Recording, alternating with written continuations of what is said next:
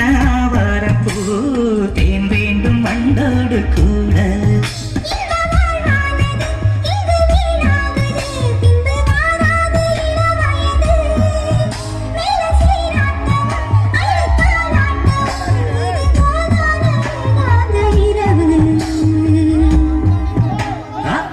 ரெண்டும் முடிச்சிருக்கு